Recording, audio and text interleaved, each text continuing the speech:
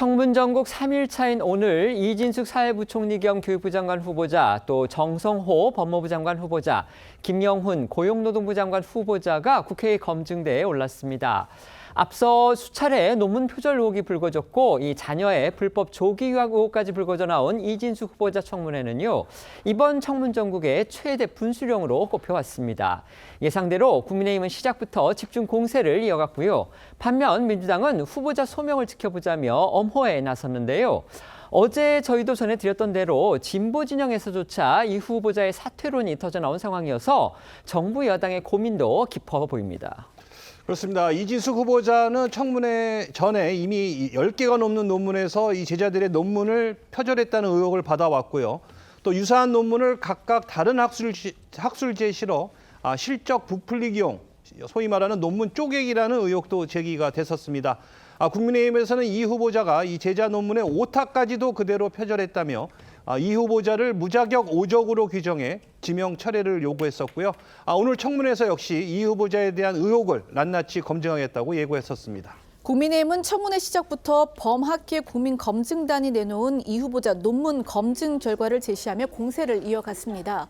김건희 여사 논문 표절도 검증을 했던 범학계 검증단은요. 앞서 이 후보자의 논문 147편을 전수 검증을 한 결과 표절률 20%를 넘는 논문이 14개였고 연구 윤리 문제가 발견된 논문도 21건에 달했다 이렇게 발표한 바 있습니다. 하지만 이진숙 후보자는요. 이 논문 표절 검사 결과물 등을 봤지만 사실과 다른 부분이 많았다고 주장을 했습니다. 제자 학위 논문에 이 자신을 제1저자로 했다는 그런 의혹은 사실이 아니라고 했는데요. 지도교수와 대학원생 간 기여도를 고려해서 제1저자를 결정해야 하는 게 이 연구재단의 지침이라면서 자신의 기여도가 더 컸음을 강조하기도 했습니다. 이진숙 후보자 청문회 모습 보시겠습니다. 노란 선이 김건희 석사 학위 논문의 표절률입니다. 우리 이진숙 후보자님은 52%, 56%. 이거 해도 너무한 거 아닙니까? 카피킬러 결과물을 저도 봤습니다만 사실과 많이 다릅니다. 돌려서 그냥 나오는 거를 신뢰할 수 없습니다. 제자들의 논문을 오차 탈자 하나도 수정하지 않고 그대로 베끼면 이 제자들은 어떻게 됩니까? 전혀 사실과 다릅니다. 반드시 이공계의 경우에 교수와 학생이 공동으로 논문을 발표해야지만 학위를 낼 수 있는 자격을 얻습니다. 그래서 제자와 교수가 공동으로 연구하는 것은 필수입니다. 그동안에 장관, 특히 교육부 장관의 경우에는 논문 문제로 낙마를 하신 분들이 4분이나 계셨습니다.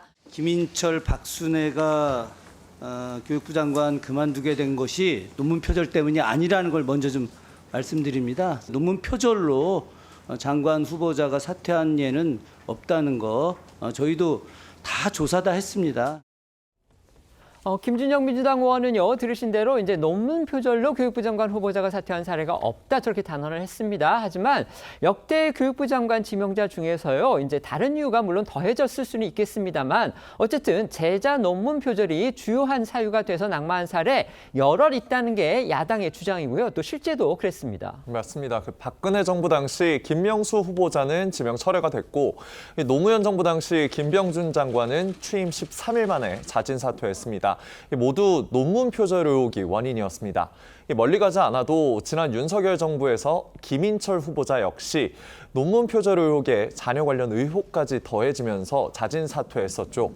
국민의힘은 오늘 청문회에서 이진숙 후보자에게 자진 사퇴를 촉구했지만 이 후보자는 자진 사퇴 의사가 없음을 명확히 했습니다. 앞서 이 후보자 논문을 검증했던 이른바 범합계 검증단에서는요, 오늘도 이 후보자에 대해서 사퇴하라 이런 목소리가 나왔습니다. 예, 범합계 검증단에 참여한 유원준 교수는 오늘 한 라디오 인터뷰에서 이 후보자가 논문 표절과 관련해 그동안 내놓은 해명들은 처음부터 끝까지 말이 안 되는 소리라고 강하게 비판했고요. 이 후보자의 논문 표절 때문에 제자들이 피해를 볼 것이라고 지적했습니다. 들어보시죠. 제일 심각하게 본 것은 학위 논문, 그러니까 제자들이 학위 논문을 자기의 논문인 것처럼 그 학술지에다 게재하는, 어떻게 보면 제자는 그 논문을 자기가 쓰지 않았다고 자백하는 셈이 됩니다. 만약에 그 논문을 들고 가서 어디에서 취직을 한다고 하면 법적 문제가 안 생길까요? 이진숙 교수의 반론은 이렇습니다. 그러니까 내가 그 제자 논문이었지만 조언을 많이 했고 실질적인 저자는 나였다. 처음부터까지 말이 안 되는 소리입니다. 이 후보자의 논문을 둘러싼 추가 의혹들도 계속 나오고 있습니다. 2000년 중후반에 상당히 유사한 연구과제 2건을 연달아 수행을 하면서 이 연구를 재탕한 게 아니냐 이런 의혹이 불거졌고요. 또 각각 따로 억대가 넘는 정부 연구비를 지원을 받아서 좀 과도한 거 아니냐 이런 지적도 나왔습니다. 여기에 또 해당 연구를 통해 내놓은 논문에서 또 다른 표절 의혹까지 제기됐습니다. 그렇습니다. 국민의힘 정성국 의원실에 따르면 이진숙 후보자는 1992년부터 2017년까지 한국연극재단으로부터 연구비를 지원받아 모두 9개 사업의 연구 책임자로 참여해 14건의 논문을 발표했는데요. 이 후보자가 이 기간 동안 받은 연구 지원금만 무려 11억 7천만 원에 달하는 것으로 파악됐습니다. 특히 이 후보자는 2007년 3억 5천만 원 가량을 지원받아 이 LED 조명 광원에 대한 연구를 진행했고 또 관련 논문 3편을 내놨는데요. 그중 또 일부 논문은 이 제자가 쓴 석사학위 논문과 서론부터 연구 방법, 또 실험 설계, 결론까지 거의 동일해 표절 의혹이 불거졌습니다. 또 경향신문은 이 후보자가 LED 관련 연구를 하기 전에 1억 6천만 원 상당의 이 정부 연구비를 지원받아 일반 형광 등 조명광원에 대한 이 연구를 진행했다고 보도를 했습니다. 일반 형광등에서 LED로 이 실험 도구는 달라졌지만 연구 목적이나 실험 설계 등이 상당히 유사한 연구라서 이 학계 일각에서는 연구 재탕이다. 유사한 연구를 수행하면서 수억 원대 연구비를 지원받은 것은 과도하다 등의 지적이 나왔습니다. 관련해 교육부에서는요, 이 LED와 형광등은 천지 차이다. 이 두 연구는 완전히 다른 것이다. 이런 해명도 나왔습니다. 오늘 청문회에서는요, 이 후보자 자녀들의 조기 유학 관련한 논란 이것도 쟁점으로 떠올랐습니다. 이 후보자 해명을 했습니다. 그렇습니다. 이 후보자는 자녀들이 미국 유학을 희망했고 또 부모로서 자녀의 의사를 최대한 존중하고 싶었다고 말했고요. 고액의 학비가 들었다는 의혹에 대해서도 그 정도의 금액이 든 것은 아니라고 해명했습니다. 또 미국 유학 과정에서 이 초중등 교육법을 위반했다는 지적 등에 대해서는 이 부모 모두 동반 출국해야 한다는 규정 등을 몰랐고 또 불법임을 인지하지 못했다고 밝히면서 그렇지만 그거 역시 자신의 큰 실수라면서 국민께 송구하다고 고개를 숙였습니다. 영상으로 한번 보시죠.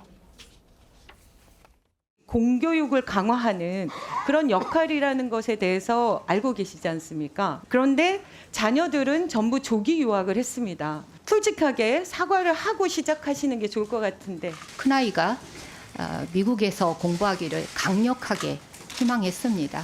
이기지 못하고 아이의 청을 들어준 것이었습니다. 그때는 그게 불법인지조차 사실 인지를 못했습니다. 인지하지 못했다 하더라도 그것은 저의 큰 실수였던 것 같습니다.